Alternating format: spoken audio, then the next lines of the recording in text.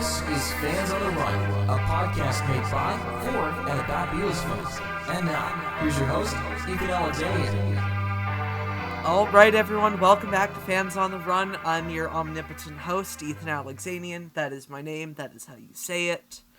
I've been trying not to, but I'm gonna break the fourth wall again with this show. I think this is going up. I'm not sure when in August, but I'm recording this at 10:35 as of right now, and I am a little tired. So if I'm not on my A game today, please feel free to leave a comment below telling me how much of a bad job I did today. Can I comment? Yes, you can comment, Charles. Before you go, never apologize before a show. No one will ever know you're tired. Everyone will think, oh my God, this was the best show you did. It's like walking on stage and saying, hi guys, my voice isn't 100% tonight, but I'm doing it. Never apologize. Never let them know. I'm too honest. Mystery guest. So anyways, we've already had one interruption from the mystery guest. How would you describe yourself? As an interrupter. No. How would I describe myself? Wow. It's got like a lot of slashes for every hat I wear. I'm a and you do wear many hats. I do. Music producer, Beatles convention organizer, a tour operator, an entrepreneur, an impresario. That's a good one, impresario. I love that word, right? That's a great word. I'm a scare master at haunted houses. I do Dracula tours. I do Beatle tours. I do ghost tours, monkeys conventions, Beatles conventions. Just, a whole lot of fun stuff. Well, that beats the introduction I have written. I want to hear yours. Come on. He's the founder of Liverpool Productions. He's a Beatles convention pioneer, and he's the creator of the Good Day Sunshine fan magazine. Would you please give a warm welcome to Charles Rosenay? Charles, welcome to Fans on the Run. Such a pleasure to be here. Thank you. You were clapping, so I'm going to clap too. Awesome. It was mutual clap society going on. Yeah. The Village Green Clapping Society. Little kinks for you. I caught the reference. So, Charles, how are you doing this fine day? I'm great. Last night I went to sleep around 4 o'clock, but I slept till noon. So my timing is pretty good right now. I'm really awake. Just, doing this COVID, mostly staying at home, going out, a little bicycling, a little jogging, a little hiking with my family. But the time that I've spent alone over the past few months has been really good. When my family goes to sleep, I was finishing a book, which, has been in the works for many years. People always said, Charles, when are you going to write your Beatles book? When are you going to write your life story? I did neither of those, Ethan. I wrote a book I compiled 100 celebrities' top 10 favorite horror movies. Oh. And I'm going to release that hopefully in time for Halloween, so in a few months, or Christmas by the latest. And it's got a lot of Beatle connections in it too. We've got Pete Best in there, Tony Bramwell, John Lennon's sister Julia, a slew of rock stars, but it's mostly pop culture people from the 60s right up to now. And they gave me their top 10 horror lists, put it together with their bios, with their photo, and some interesting choices. A really great fun book that's going to be out. So the next time we talk, hopefully I'll have a picture of that to show you as the creepy music played in the background for a second. I don't usually have, background music on this show, but, I guess, when in Rome. Yeah, some of these guys have their own in this case, more like when in Transylvania. Or Liverpool, depending on, where we're touring. I bring up Liverpool, and it's really sad because I've been doing the Beatle tours to Liverpool since 1983. We go every summer for Beatle Week. We do it in conjunction with Cavern City Tours and Beatle Week. Go to the Cavern, go to Strawberry Field, Pennyland, every possible place. And this is the first summer we're not doing it, and it really sucks. I've made some friends in Liverpool through the podcast, so I want to go back to Liverpool too. So you have been there, yes? I have been there before. Have you been there during Beatle week? I have not been there during Beatle Week. So you'll come with us. Good. Okay. So that's a whole nother thing. It's a whole nother dimension. It's like going to Memphis during, Elvis's birthday week or the week of his passing. The whole city comes alive as if it's not already all Beatles in Liverpool, Yeah. even more so during Beatle week. Yeah, it's not like you can walk through the streets of Liverpool and not notice anything Beatles. Like, the Beatles? Never heard of them. Right. Well, what's interesting is, before you were born, and I started taking the trips to Liverpool and started bringing fans. Liverpool didn't really embrace the Beatles as much as they did now, and how they've realized, the importance of the Beatles economically and socially, and Yeah. for so many reasons. But for a while there, it was like they left us. Why did they're out of here? We don't need to celebrate the Beatles anymore. We'll celebrate our history of the docks and of our real being the second greatest city in England and all that. But it took a few minutes there for them to realize the potential of Beatle tourism and the westernization of Beatle fans coming over. And now it's, of course, a multi-million-dollar, probably billion-dollar industry. But there was a time, we walk around and it was very difficult to Beatles sites and Beatles. You knew where they actually were. Mhm. So you were doing these Beatles tours, way before they were in vogue. Yes. Yeah. So the chronology is in 77, I was still in school and I thought, I want to do a Beatles convention in Connecticut. There were some in Boston, some in New York, and nothing in between. And I was in between. So I thought, let's do a Beatles convention in total naivety and not knowing now how much work goes into it. And it grew and it became successful. And I was doing conventions in Connecticut, in Miami, in upstate New York, in Seattle, in Japan, all over the place. And I thought, wow, Japan. yeah. I was bringing Beatle bands to Japan and all that. And it was really cool. And I'm just, still a teenager doing all that stuff. And what was really amazing was that I'd gotten so many friends from the networking of these conventions and these events in so many places that I was writing letters and letters. There was no internet, there's no emails, there's no faxes and texts. So I thought, wait, I can't write to everybody. Let me just do a fanzine. And 1980, I had planned, to do a Beatles magazine. There were a few out there already that were great. Some were very newsy, some were very, goofy. And I thought, well, I want it to be newsy with personality. Because I know at the And time there was Strawberry Fields. Strawberry Fields Forever, which was Joe Pope, which was it was just genius. It was the best Beatles fanzine in history. And then shortly after that became Beatle Fan, which Yeah. is like a prozine. That's the one, not so much a fanzine as a professional zine with news and hard facts and articles. So I wanted to be that in between, just like I wanted to be the in between convention between New York and Boston. I wanted to be that fanzine that was that a lot of personality, but gave a lot of news and great articles and photos. And that really was a great offshoot. So doing that, I was able to keep in touch with all the fans that I couldn't keep in touch with on a daily basis through either long distance phone calls or through actual writing letters. So the fanzine was sort of, a way to keep in touch with everybody. But having that also really opened a lot of doors. So I'd be going to Liverpool and I'd be interviewing people like Alan Williams and Pete Best Mm-hmm. and Uncle Charlie and Harry Graves and all these people from the Beatles history, most of whom are no longer with us. Alistair Taylor, and I can go on, and it was just a pleasure. But they all loved to talk about it.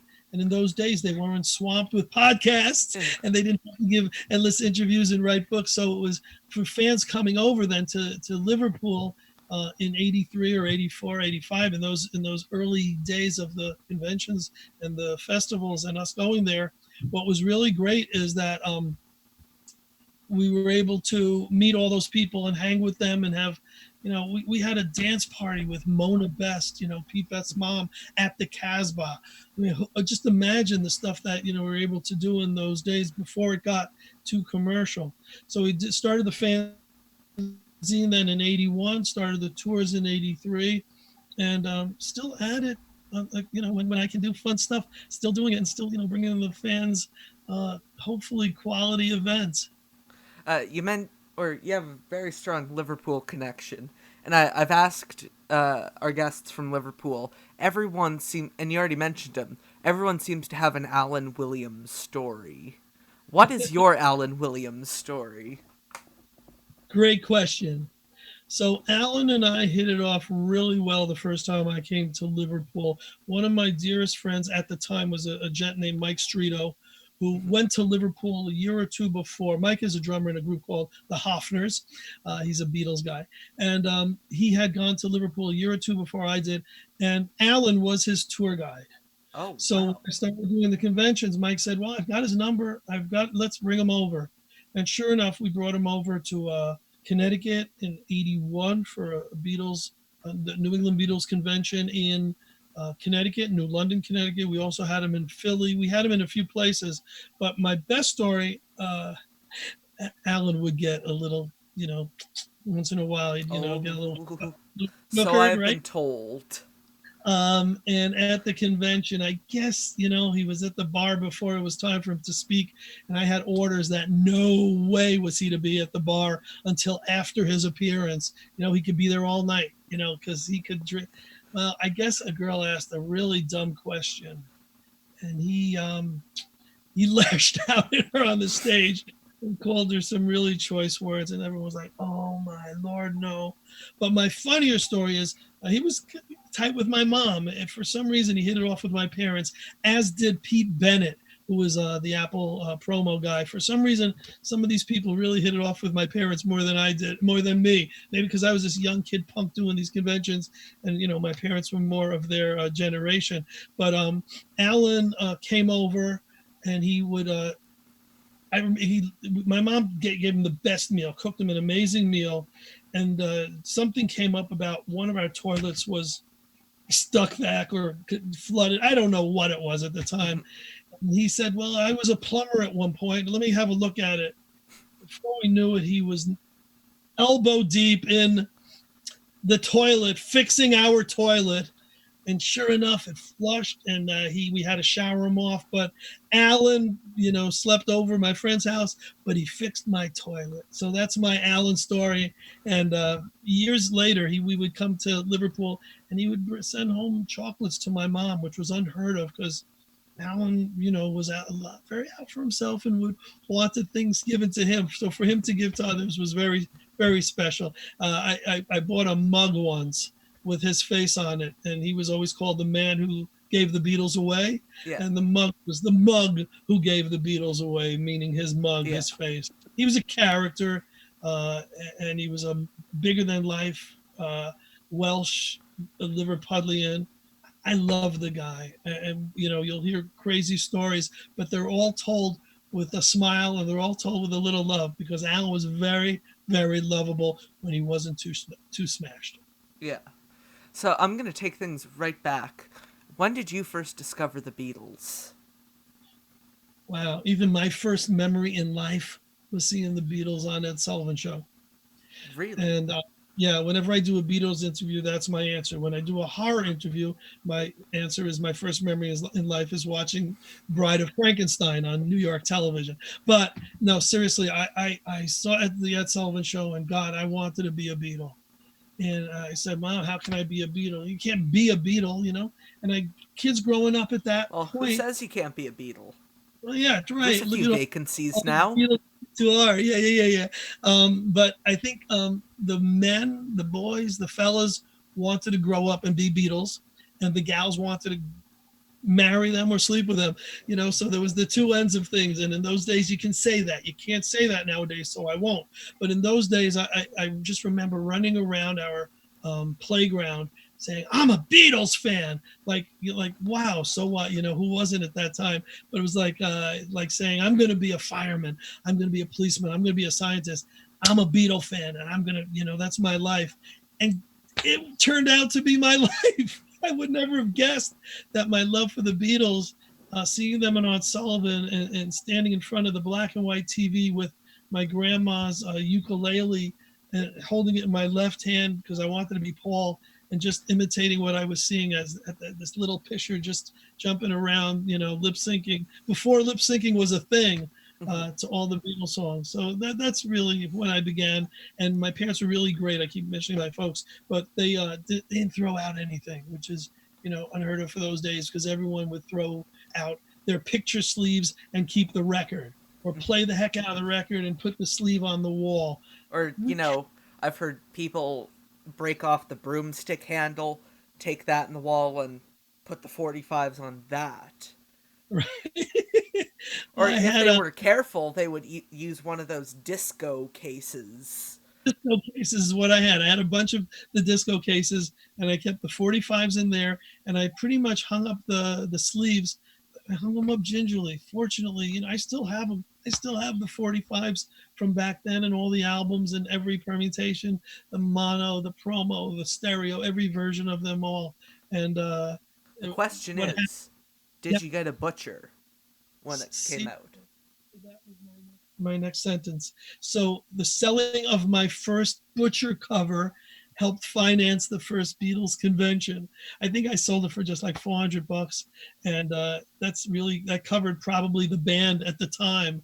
I've since gotten other butcher covers, yeah, but the first one I ever had went to subsidizing, financing the first Beatles convention I did. Now you said $400. Hmm.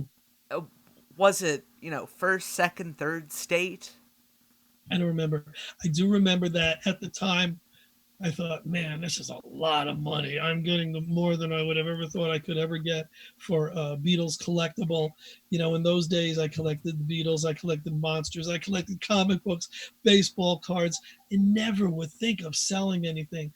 But, my folks were very instrumental in loaning me money. I'm still in school, still trying to be, some big shot of a producer, and they're financing as much as I could. But I thought if I sold some stuff, it showed a lot. It showed that I was mature enough to part with something that was very valuable and probably is worth so much more now. Anyway, but I don't remember if it was first date or second. I don't remember. Yeah, it's a good question. It's all the semantics of it. So, what was the first album you remember having? Probably either introducing the Beatles or Meet the Beatles. Yeah. I'll tell you what I do remember was probably 67 going to the two big stores in New York at the time where you would buy records was Alexander's or Corvette's. Those were two department stores. And I remember going there, and I guess Mystery Tour had just come out, or Pepper, I can't remember. But I was getting I wanted the Beatles albums in order, and for some reason I missed out on the album Something New. Might have third album, whatever. And I came in with my mom, and she says, "Okay, tell him which record you want." And I said Something New, and he pulls out Mystery Tour. I have that. Okay, what do you want? And it was like an Abbott and Costello who's on first. I said, I want Something New. And he goes, "Yes, I'm giving you Something New. This is the new album. This is Magical Mystery Tour." I said, "I have that. I want the album called Something New." And this, guy who worked behind the counter, it wasn't like going to a real record store, obviously. I guess he went in the back and he did and he found the album and brought it out. So I have more of a memory of getting that album than I do of getting the albums that preceded it. I remember getting something, I think it was called The Beatles Story. Yeah. And it was a gatefold album. And I remember being so disappointed because it wasn't songs. It was, in documentary. And in those days, you couldn't read a review. You couldn't press in, on the internet and see what the record was. And I also remember the first bootleg I ever got. And I don't think it was Shea or Hollywood Bowl. Maybe it was Atlanta. I don't remember. But I got in the record store, brought it home, and I was shocked that it didn't have a label on it. It was just a blank label. But I played it, and it was great. But at the end, it faded out, and you can hear them beginning in the next song. And flip it over, and it's not the same continuation. And I was like, oh man, this is I don't know what to do. Not realizing what a bootleg was. I just thought, here it's another Beatles release. And we went back to the record store and made a big stink. This is a defective pressing. And they wouldn't take it back because they said, no, we can't take this particular record back. It's not a regular release. They were as they could without saying we're selling bootlegs to you. And I remember saying, well, we'll take exchange. And I exchanged it for, probably bought a Monkey's album or something else at the time. But I wish I kept it because in retrospect, it was probably a more valuable bootleg on vinyl that just ran out because the tape probably ran out of whoever bootlegged it. So there's some, early stories of purchasing records that really stick in my mind. So, do you have any particular favorite memories from the early days of doing Beatle conventions? Well, sure. I mean, the great thing was the guests. And I think it was mid 80s or early 80s. We're doing a convention and we found out that Richie Havens of Woodstock fame, who's a big Beatle fan and covered a lot of Harrison's songs, and was just releasing an album of Beatles and Dylan.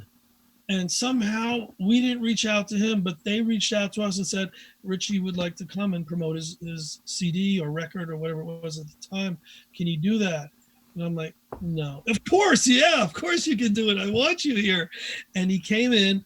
And prior to that, I had done, your most basic of interviews, the Pete Bests, Horst Fascher, people who I really, really knew as a Beatle brain, I really knew at the time. I've forgotten most everything, every question to ask, and I would know what the fans would ask, and I'd ask, a half hour of that, and then I'd open up the questions a half hour to the audience. For Richie Havens, really found out about it a day or two before the event. You're producing a convention, you don't have time to research. And I pretty much brought him on stage. I was like, thank you for being here. Started asking about Woodstock, started asking about his love of the Beatles. And it was the most natural interview, and he was such a wonderful guest.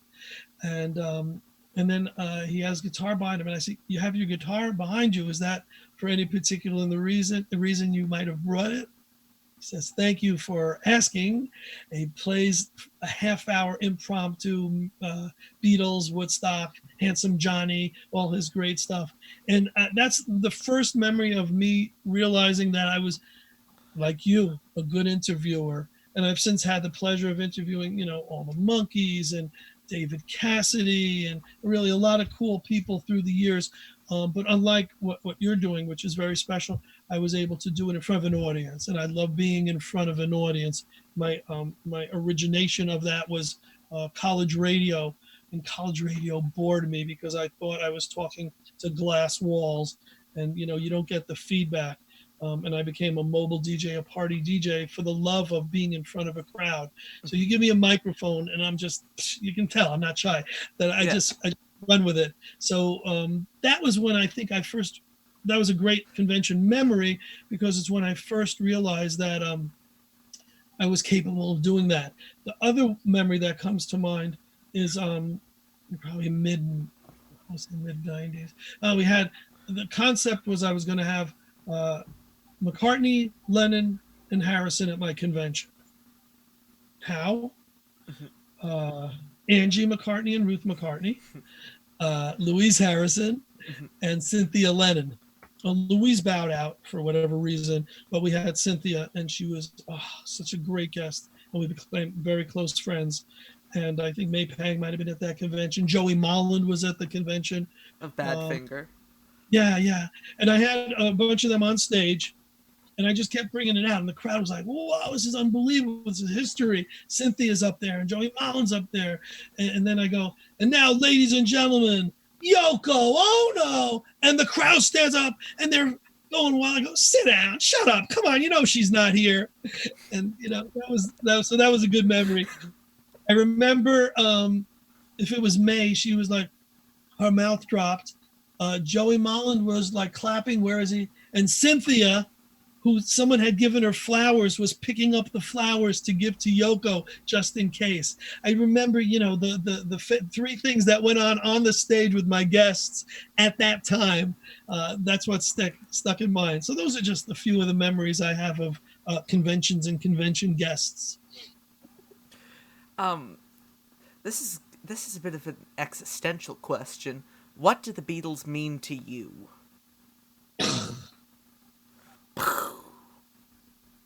Oh, gosh. They mean happiness. They mean freedom. They mean emotions. Wow, you got me serious. You got me from that extrovert, show business personality to the introspective. I get upset. I'll be honest. You're a true fan, and I love the fact that you're a little younger than me, and you love the Beatles. I think as much as I do.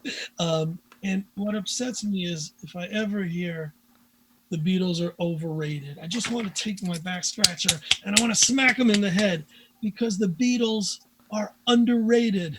It's perfection, Ethan. It's the stars aligned at the right time with the right people. I mean, just looking at the three of them with Ringo behind them, it just, nothing has come close, and nothing ever will. People say, I love the Beatles up here, and then I love the Monkees here, and then everyone else is down there. The Supremes, the Four Seasons, Gary Puckett, whoever comes to mind. It's mostly '60s, although Michael Jackson and Prince and Adam Ant and Boy George. The Monkees and a lot of are that high? Oh, yeah. Oh, my God. Yeah. So I'll tell you why. It's a very good question, because other people have asked me this, because I've been a Monkees defender for many years and an apologist when I had to be. I'm not insulting the Monkees. I love the Monkees. You're just surprised. Yeah, that's fine. Yeah. But for me, when Pepper came out, young guy, don't forget, I'm still a kid at the time, and I'm looking at this album, and there's no hits on this album. Mm-hmm. There's no "She Loved You." Yeah. There's no single. I don't know the album, and I'm still listening to AM radio. I'm still listening to Cousin Brucey or Dan Ingram or all these legends of New York radio. Wolfman Jack or what have you. Right, exactly. And they're not playing Within You Without You. They're not playing Getting Better. Perhaps they should have, but I was listening to Daydream Believer, and I was listening to Let's Dance On and all the Monkey stuff. And so for the same reason that the Archies and Bubblegum and every type, Harper Valley PTA, I'm a Soulmate, whatever was 60s AM hits, that's what I gravitated to, and that's what I was listening to. And it took me a while, to understand that there was FM radio and there was more cerebral music. And getting into college, when I got into college, of course I discovered Pepper, and of course it's the greatest album of all time. But it took me a while. Well, I was behind. We'll get to that part. But anyway, I have opinions on that statement. Okay, please share. Well, we'll get to the part. I'm gonna ask you some questions about transition to that. Yes. Yeah. Okay. Anyways, so in your opinion, why do the Beatles still matter now? They matter on different levels, and they matter because they were an important part of a world that needed them, that needed it. I wish there could be a Beatles now. The world needs a Beatles now. The world, there's a lot of uncool things happening. And for some reason, the Beatles seem to unify a world that needed unification, perhaps because of Kennedy's death, perhaps because the world was changing and, things for segregation. So many reasons.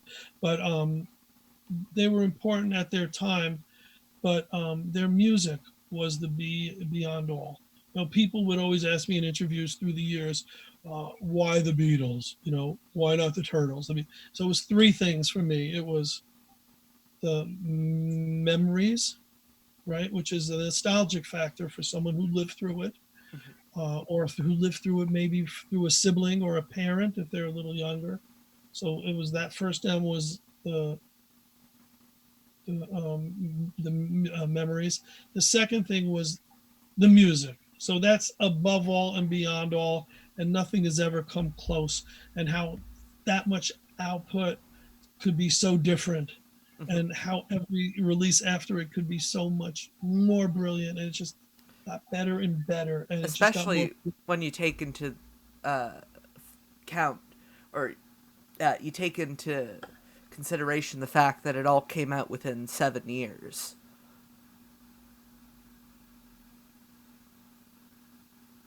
Right, right. I mean, you look at it's mind-boggling. So it was the memories, the music, and then it was the third M was the magic, and that was an X factor that I can't describe and I can't explain.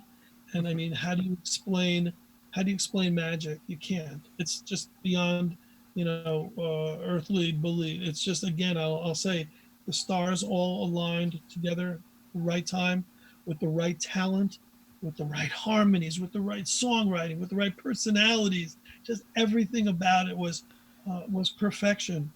The And stars aligned to have, those four people on the earth at the same time in the same city. right, right, with such unbelievable talent. Let's fast forward to the Beatles breakup. And, we didn't have internet, so it took a while before I heard that the Beatles had broken up.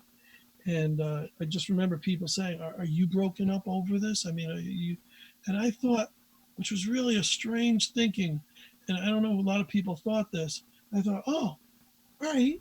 So we're going to be getting 4 albums a year instead of one, because in my mind, White Album was just four different guys, playing on each other's records. Mhm. And I thought, well, maybe this is actually a great thing. And I was in the minority, but the fact that they never got back together, but they continued to produce such amazing music even after their careers together.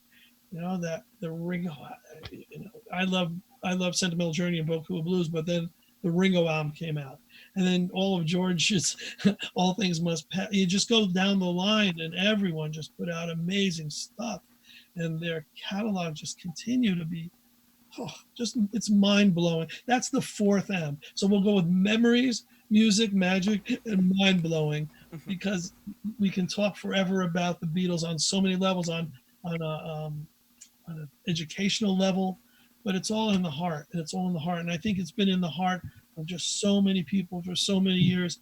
I just don't want anyone to ever take for granted. And that's why I love when the Yesterday movie came out and introduced new fans to the Beatles, or Beatles Rock Band a few years before, or the Love Show in Vegas. That was always in the back of my mind. Why do I do a convention? Why do I do the tours? Why do I do it?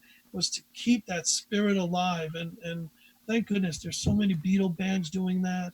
There's more and more festivals, and every town has their own Beatlemania group doing it. And people say, who are the best Beatle bands? And I can list 10 off the top of my head, but there's not a bad Beatle band. Just There's as no long such. as the bands have members that have appeared on this show, There you go. which There you go. thus far is just 1964, the tribute, and the Fab Yeah. Four. Oh, so we got to get you Rain. We got to get you the Fab Four. We got to get you. There's 15 different versions of Beatlemania. The cast of Beatlemania, Well, Beatlemania now. I'm in Again. the talks with certain members of the original Broadway cast of Beatlemania Oh, for great, great. interviews. They're all. You know what? Mitch, Joe, That's the Leslie, one. Justin are just. They're all great guys. They're good friends. And there was one year you were talking about convention memories.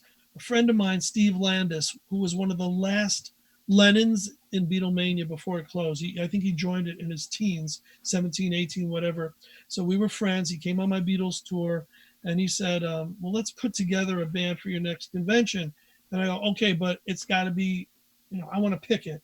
Because prior to that, we had Tom Teely from Beatlemania. We had Lenny Colacino. We had a lot of great Beatlemania guys. But I said, if you're the Lennon, let's get you.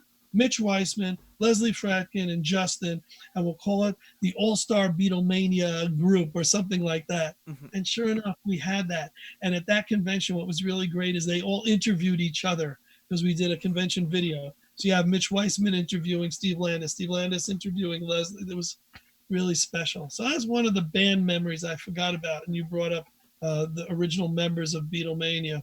Well, Um, now I want to interview more than one. I was get just them in all. talk with the one. Now I want to Yeah, get all four of them for I would watch that. I would love to hear that. They a, have great stories. a They have great reunion stories. of the original cast of Beatlemania. Not a Beatles reunion, but an incredible simulation. Trademark. So once you get that done, you get the broadcast. Then you got to get the first LA cast. Exactly, incredible simulations, right? And then you got to get the album cast, and then the yeah, anyway, it goes on Then forever. the And I'm British glad it's cast, which became the bootleg Beatles. how did you know that? That's right. And the bootleg Beatles are phenomenal. Oh, They played on many of our Beatle tours. They're a well, great band. the bootleg Beatles, one of them joined the Fab Four. Correct. That's absolutely correct. And one of them, there's another history. I'm trying to remember what the other history is. But bootleg Beatles, yeah, they were one of the first of the British super Beatle bands. There was a group called Mojo Filter who did the Cavern years only in leathers, and then there was bootleg Beatles. Since then, there's so many other great There's Beatles. one that I don't remember the name of the group, but I remember there was a John Lennon by the name of Gary Gibson who was Yeah. particularly good. So Gary has played in Fab Forever. He played it. His first group was called Cavern, Mhm. and he's probably one of the best John Lennon I think lookalikes, sound-alikes. Yeah, I saw a video of him at one of the 80s Beatle fests with Cavern. very possibly. He was on one of those talent shows in Yeah, England. I Young believe it was Stars. called Stars in Their Eyes. That's exactly I've right. seen the clip. We mentioned Mike Strito earlier, a friend of mine. He drummed with Gary Gibson in a super group, and they played in. They had residency in Vegas for a while. And Gary's good. He is good. He looks like him. And when I first met him in the early '80s, he, my mouth dropped. That was a clone. There's a handful of those, like Mitch Weissman, like Gavin. There's a few that are just so spot on that some sound like them, Yeah. some look like, but some when they got it right together, it's like wow. There's the original drummer from 1964, Greg George. Greg There's some George. that are really just spot on lookalikes and soundalikes, which make it really great. Well, he was in another group which was considered one of the primo Beatles tribute bands. I think back in the 90s, the Mop Tops. Yeah, the Mob Tops was good. There was another that was Joe Yeah, somebody's. Joe somebody. Stefanelli? Yeah, Stefanelli, exactly right, Joe Stefanelli. But somebody else played Ringo in that group much more than Greg did. Carmine Grippo Yeah. was most of Ringo in that band. I think Greg is. I don't know if he's still with Liverpool Legends, but I know he joined them after he left 64. And maybe Four Lads from Liverpool with Jimmy Poe. I Yeah. think he's been with that as well. Well, Yeah, Jimmy great Poe's guy. another ex 1964 guy. And ex Beatlemania, Yeah. LA Beatlemania. There's a famous clip, if you could find it somewhere, of Larry David with Mitch Weissman. Yeah, and Jimmy I've seen that. Yeah, as Beatlemania and him being the Yeah. hysterical. It's hysterical. He's filling in for John Lennon. Exactly. Ralph Castelli is also an amazing, was amazing Ringo from Rain. There's some that are just, legendary. Well, Rain, before they were, the lookalike band, they were, I know they did the soundtrack to that TV movie, The Birth of the Beatles, which, when you listen to it now, it's shockingly accurate for 1978 or 9 when it came out. It's like, Jesus Christ, these guys were on fire. Yeah, yeah. So they've been around a very long time, and they were a fivesome where a keyboard player was kind of off stage, and he managed them and did all that. And they've evolved into that highest level. Yeah. You know, they've shot up way Yeah. to the They've top, got the and Broadway, they've got the touring. deservedly so. They had, you know, an A and a B and probably a C group at some point. But you know, you're talking about some of the best of the Beatle bands in the world, and I'm proud that they've come to Liverpool and played in Liverpool. And I think what happens is if you mention some individual names, which I've done, shame on me, whether it's bands or individuals. I have so many friends who are so great and are Beatle people and Beatle, you know, players that if I leave some out, I know I'm gonna regret it after it's all said and done. But once I get started, I get so excited because these guys are so great and they've done it for so long. And even the people who've never been in Beatlemania, you know, your Mark Benson Yeah. from Well, Mark 1964. Benson, They're, I have to give a special mention to. He's been on the show. There's a very strong family connection there with the 1964. mhm. You know, family members were, or there was a relative of mine who was their sound man in the late Oh no, 80s. I knew some of the. I knew the road guy who would hook up the sound and all that, and I forgot his name, and I loved him very much. He Yeah. always reminded me of Penn Jillette. I forgot his name, Yeah. but anyway, that's what I thought you were mentioning. But, you know, those 64 guys, like I could never sing their praises enough. You know, Mark and Gary Grimes, Yeah, you Harry know, was really so special, it so was, special. as of recording this right now, it was his birthday a couple days ago. And I saw some posts on Facebook, you know, and even though I never met the guy, like I feel like I've met him. Well, you know what? Mark Benson is the Lennon of the group, and Gary was the Paul of the group, and they were very, very special to me and very good to me. They played a bunch of my Connecticut Beatle conventions for a fraction of what they would have gotten paid normally, and I think I was involved in supporting them in some way. I can't remember quite what it was, but it was involved with Apple and the legalities of using Beatles music and coming out and portraying the Beatles. They were Well, the tell me about landmark. that. I want to hear about that. Getting I don't, involved or dealing I with Apple. don't remember. I dealt with Apple a few times. Once I was going to show the Beatles at Shea Stadium, and they stopped me and said, "You don't have the rights to it." And I said, well, "I wasn't not going to make money on it. It's an anniversary of Shea. I happen to have a 16 millimeter print. I was just going to show it, and they stopped me, and I didn't. In those days, you see, there wasn't a mentality of whatever goes on will support the Beatles and keep them alive and sell records.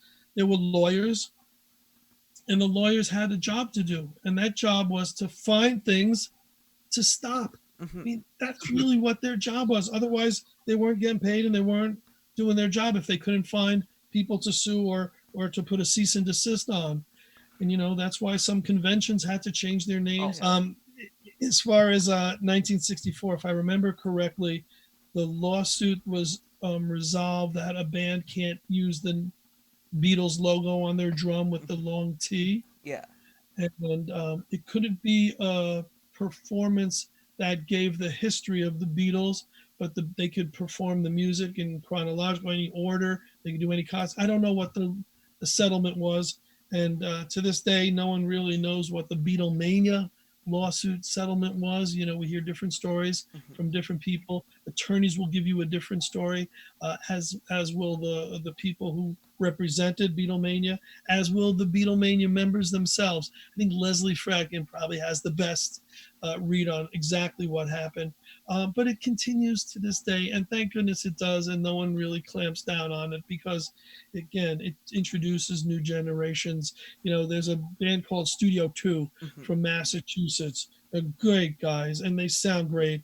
And I don't think they would have been around had it not been for 1964. You know, the Beatles, we got 1964 gave birth to Studio 2, and hopefully Studio 2 is going to inspire another band years from now who are going to be younger and have that same energy.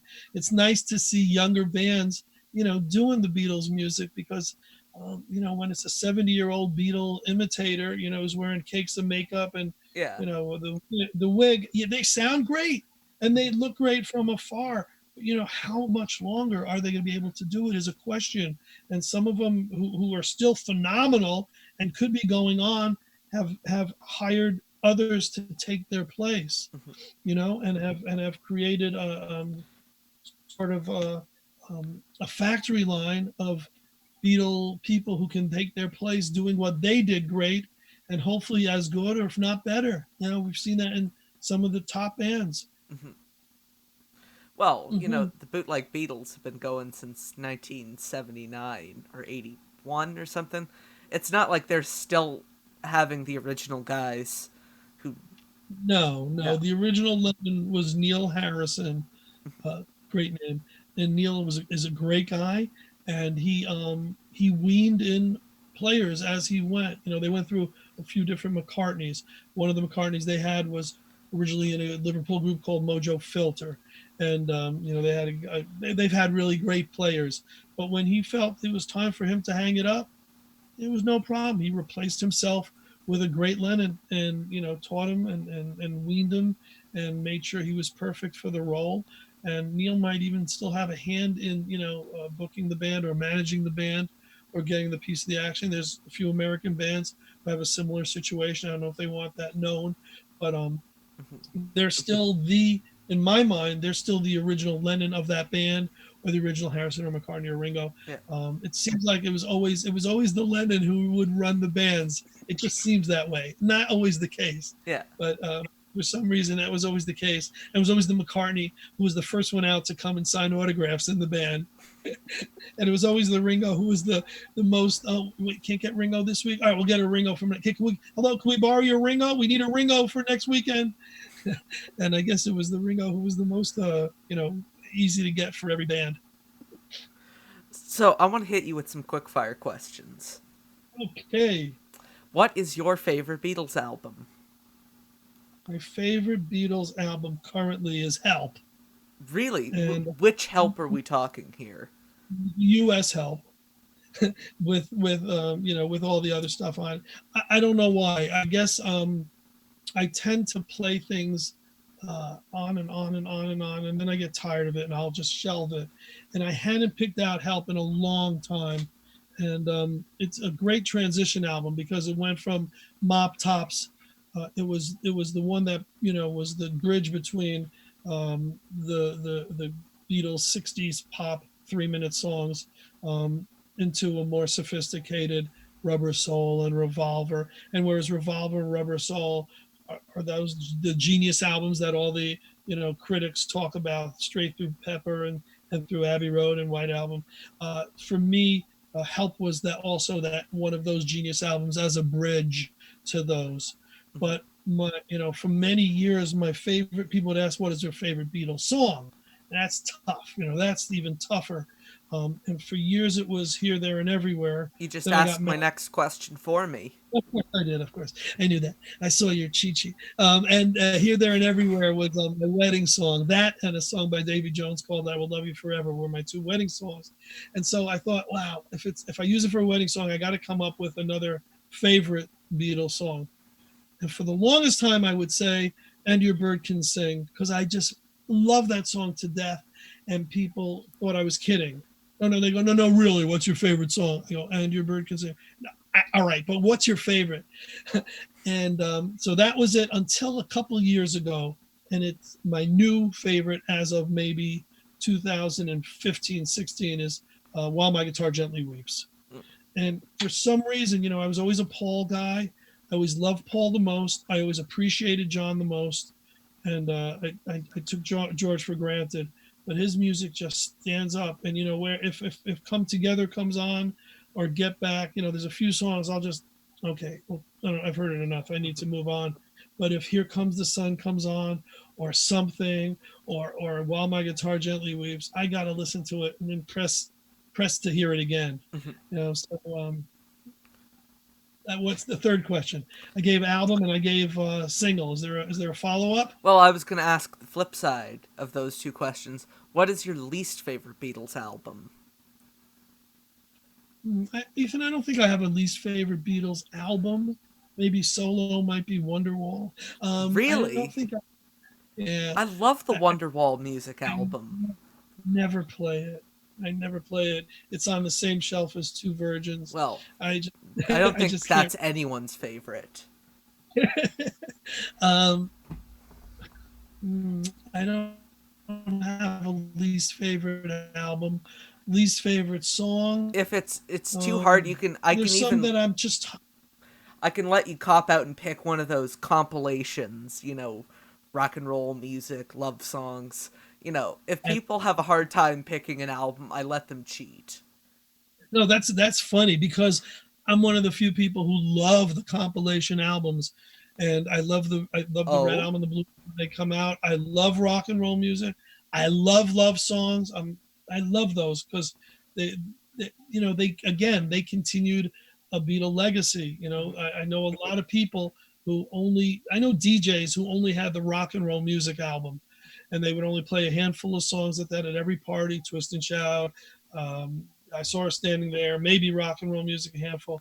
So a lot of DJs lived on those albums, but lived on love songs. well, you have You to know, admit though, the cover for rock and roll music is fucking awful. I wouldn't use those words, but I would say it could have been much more thought out. But that's the case of a lot of albums. I think it's a British album called A Collection of Beatles Golden Oldies. oldies Right. with the weird That's drawing with the that looks like a really bad pinball machine.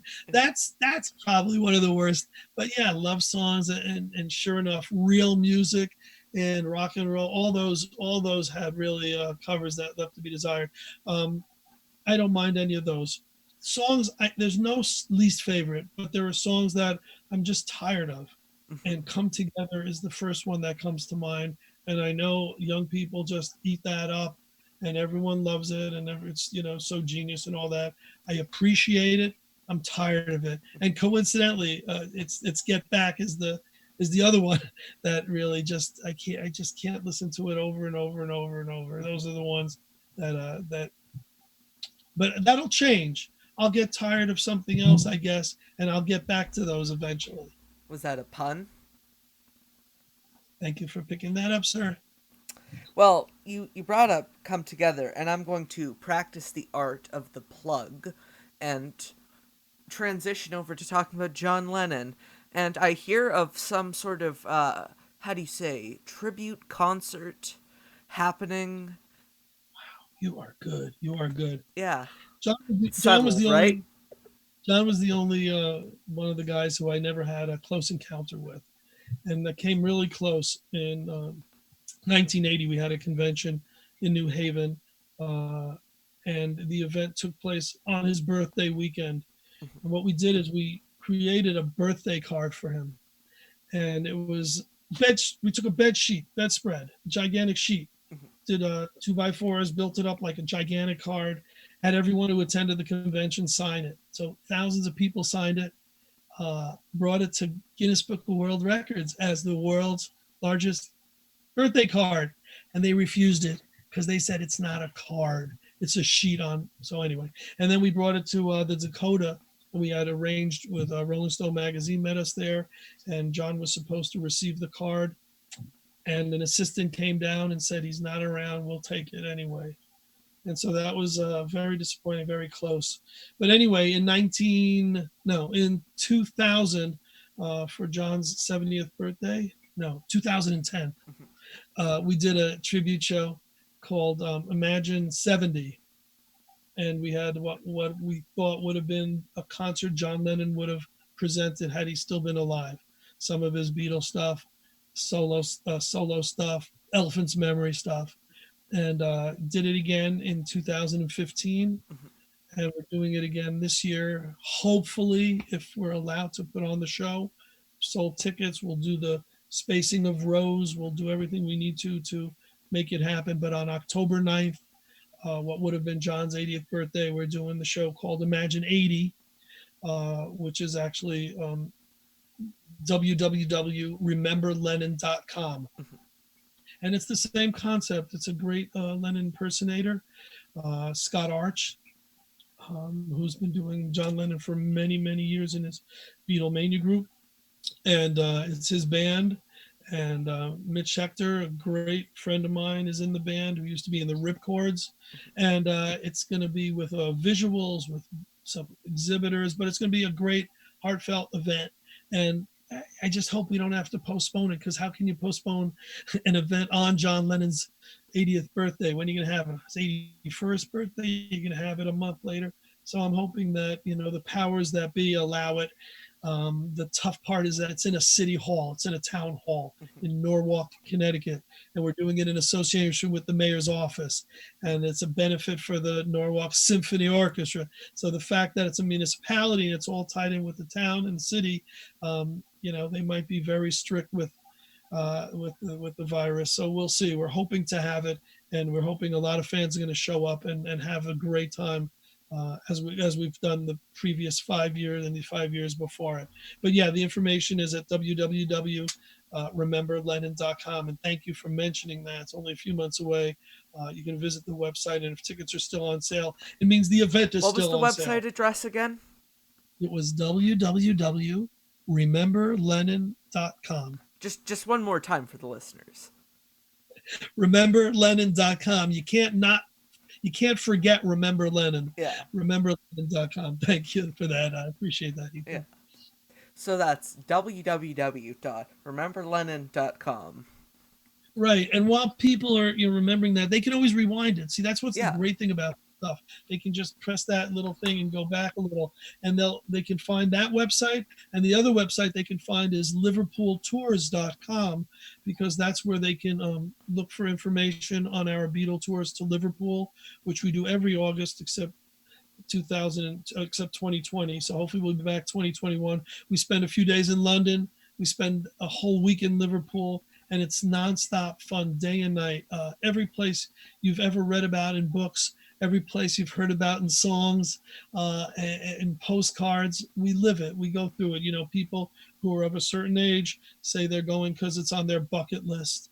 Other people of a certain age go because, they realize that this is where it all began, and they can walk in the footsteps of the Beatles. So whether you're 10 years old or 100 years old, you got to go to Liverpool, and you got to go during Beatles week, and you got to go with Charles Rosenay as your host. You'll have the greatest time.